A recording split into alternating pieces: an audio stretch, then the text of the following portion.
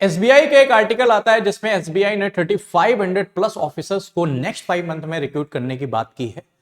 SBI की अगर हम बात करें तो लास्ट ईयर में एसबीआई ने बहुत सारी रिक्रूटमेंट्स की है, जिसमें उसने क्लैरिकल लेवल की 2 बार और पीओ लेवल की भी 2 बार, हालांकि कम कम वैकेंसीज थी, 500 वैकेंसीज थी, लेकिन इस बार नंबर जो है वो 3500 ऑफिसर्स का है, जिसमें ऑफिसर्स में अगर मैं बात करूं तो सीबीओ भी होंगे यानी सर्कल बेस्ड ऑफिसर भी होंगे और पीओ के भी आपके ऑफिसर्स देखने को मिलेंगे। लेकिन 3500 एक अच्छा नंबर है, जिसमें अगर हम पीओ के वैकेंसीज की बात करें तो एक अच्छा खासा नंबर हमें पीओ में देखने को मिलेगा। लास्ट टाइम की तरह वहां पर 500 की तरह निराश करेगा नहीं।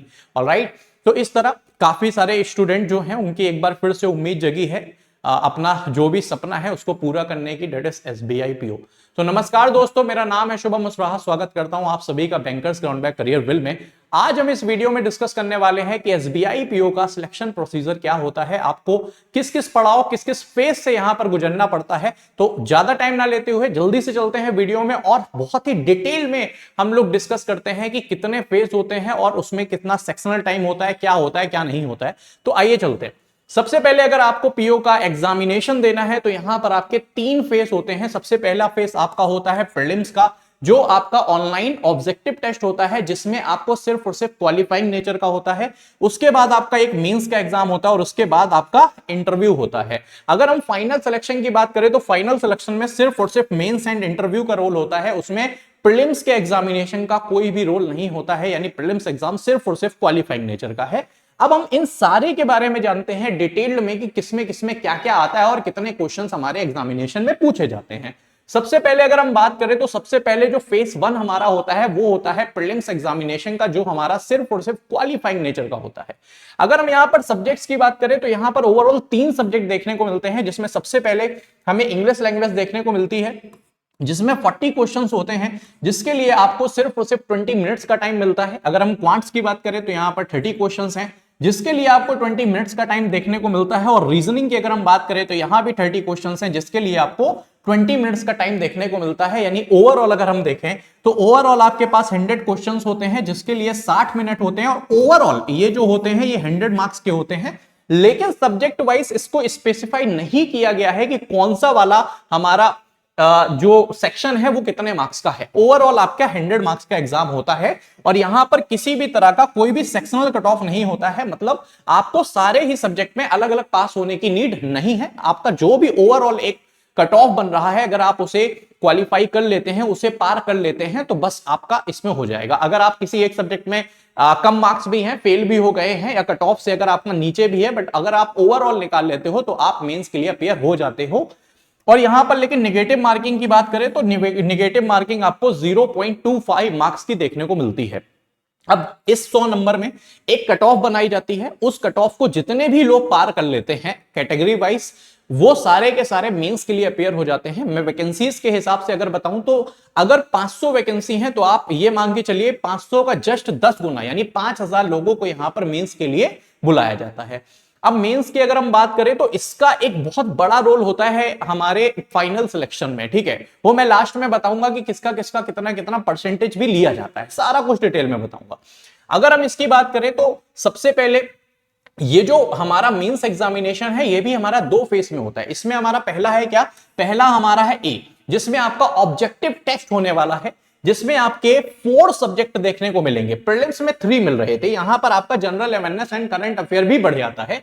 यहां पर रीजनिंग एंड कंप्यूटर एप्टीट्यूड के 40 क्वेश्चंस आते हैं, जिसके लिए आपके 60 मार्क्स होते हैं और आपको 50 मिनट्स का टाइम मिलता है। बहुत सारे स्टूडेंट्स को ये लगेगा कि 40 क्वेश्चन है सर 60 मार्क्स के, तो सारा क्वेश्चन क्या 1.5 मार्क्स का होता है? ऐसा बिल्कुल नहीं है।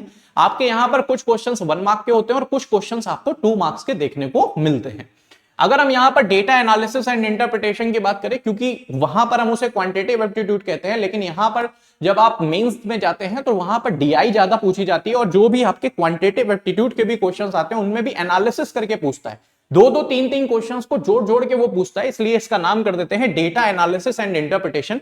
जिसके आपके 30 क्वेश्चंस हैं, 60 मार्क्स के हैं, इसके लिए आपके पास 45 मिनट का टाइम मिलता है। उसके बाद आपका नेक्स्ट सेक्शन है general awareness, economy and banking awareness. इसके लिए आपको 60 क्वेश्चंस होते हैं, 60 मार्क्स होते हैं, जिसके लिए आपके पास 45 मिनट यानी 45 मिनट का टाइम मिलता है।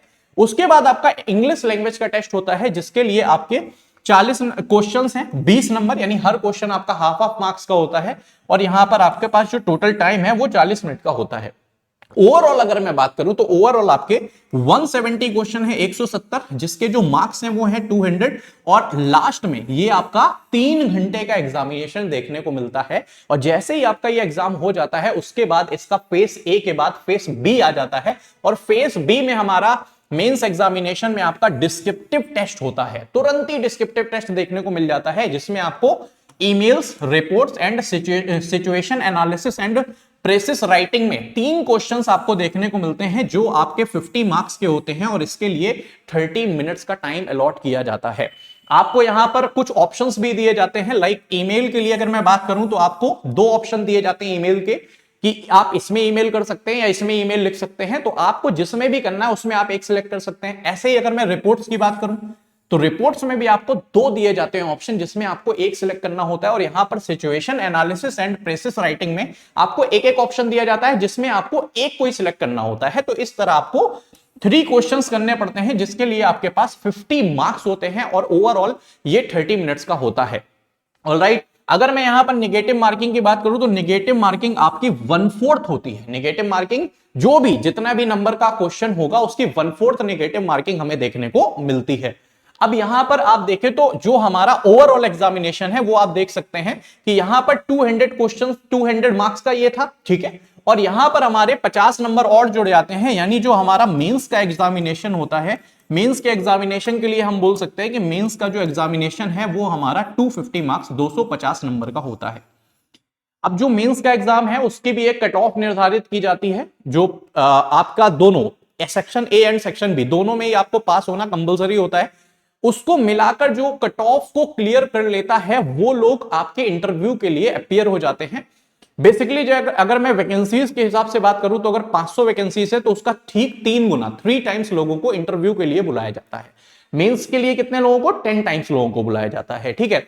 अब इंटरव्यू की बात करें तो इंटरव्यू डायरेक्ट नहीं होता है, उसमें भी कुछ चीजें हैं। जैसे सबसे पहले इंटरव्यू में आपका साइकोमेट्रिक टेस्ट होता है, ये सिर्फ और सिर्फ आपका क्वालिफाइंग नेचर का होता है, इसके आपके कोई भी किसी भी तरह मार्क्स नहीं जुड़ते हैं, ठीक है। और उसके बाद आपका जो मेन होता है वो आपका होता है इंटरव्यू, जिसमें भी अगर आप देखो तो सबसे पहले आपका ग्रुप एक्सरसाइज होता है। मतलब आपको ग्रुप में बिठा दिया जाता है और आपको कोई टॉपिक दे दिया जाता है, उसमें फिर आप लोग चर्चा करते रहते हो और उसमें उसी के हिसाब से आपको 20 नंबर में दिए जाते हैं कितने मार्क्स मिलेंगे। और उसके बाद आपका पर्सनल इंटरव्यू होता है जिसके लिए 30 मार्क्स का ये आपका देखने को मिलता है। ओवरऑल अगर हम देखें तो 30 + 20 यानी 50 मार्क्स का आपका इंटरव्यू ये देखने को मिल जाता है। अब अगर मैं फाइनल सिलेक्शन की बात करूं तो फाइनल सिलेक्शन हमारा मेंस एंड इंटरव्यू के बेसिस में होता है। इसका कितना कितना वेटेज लिया जाता है उसको बात करते हैं हम। जब हमारा फाइनल सिलेक्शन होता है तो जो हमारा मार्क्स आते हैं वो हमारे आउट ऑफ 100 देखे जाते हैं, आउट ऑफ 100 मार्क्स देखे जाते हैं।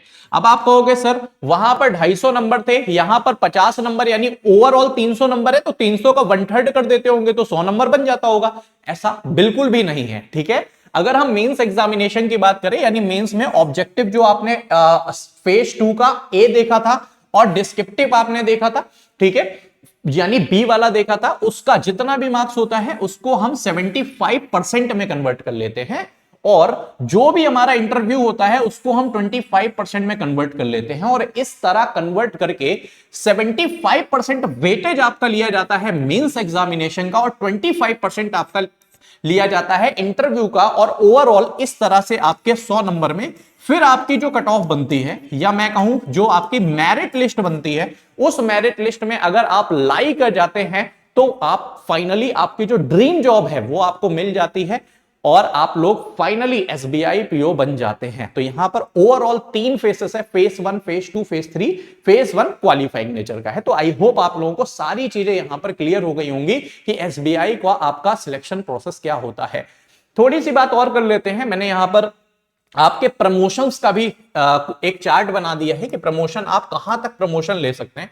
सबसे पहले जब आप पीओ में अपॉइंट होते हैं उसके बाद आप डिप्टी मैनेजर बन सकते हैं, उसके डिप्टी मैनेजर के बाद आप मैनेजर की पोस्ट में आते हैं, मैनेजर के बाद आप चीफ मैनेजर की पोस्ट में आते हैं, चीफ मैनेजर के बाद आप असिस्टेंट जनरल मैनेजर की पोस्ट में आ जाते हैं, उसके बाद आप डिप्टी जनरल मैनेजर की पोस्ट में आ जाते हैं, उसके बाद आप जनरल मैनेजर की पोस्ट तक भी आ सकते हैं, उसके बाद आप चीफ जनरल मैनेजर की पोस्ट तक भी आ सकते हैं, उसके बाद आप डिप्टी मैनेजर डायरेक्टर की पोस्ट में भी आ सकते हैं, फिर आप मैनेजिंग डायरेक्टर की पोस्ट में भी आ सकते हैं, और लास्ट में आप यहां पर एसबीआई के चेयरमैन तक पहुंच सकते हैं।